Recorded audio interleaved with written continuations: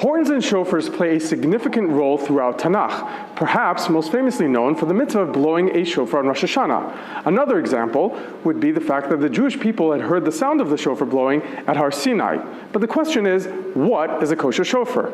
For example, can you use this as a shofar for the mitzvah on Rosh Hashanah? No, you cannot. Why? Because it is a conch shell and not a horn. How about this? Can you use this for the mitzvah of blowing a shofar on Rosh Hashanah? No. Why not? What is it? It is a rhino horn, and it is not naturally hollow. It is one solid piece of keratin, and therefore you cannot use it for the mitzvah of blowing the shofar on Rosh Hashanah. So what is a kosher shofar?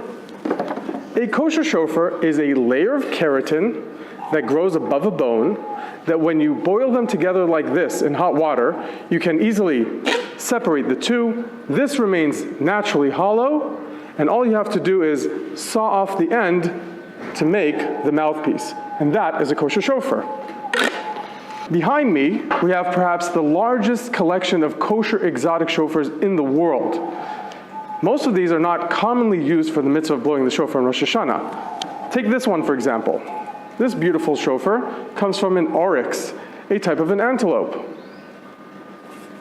The traditionally commonly used shofars for the mitzvah of blowing the shofar on Rosh Hashanah are the ones that come from a ram, and that is because they remind us of Akedat Yitzchak. The Torah states in this week's Parsha Behar that there is a mitzvah to blow the shofar on Yom Kippur of the Yovel. Several Rishonim are of the opinion that it is preferable to use the shofar of an ibex, Shofar Pashut Shel Yael, as opposed to using the shofar of a ram like we do on Rosh Hashanah. And that is because they are not twisted, resembling the freedom of the slaves that begins at the sound of the shofar blowing on Yom Kippur of the Yovel, just like the slaves are no longer entangled in slavery.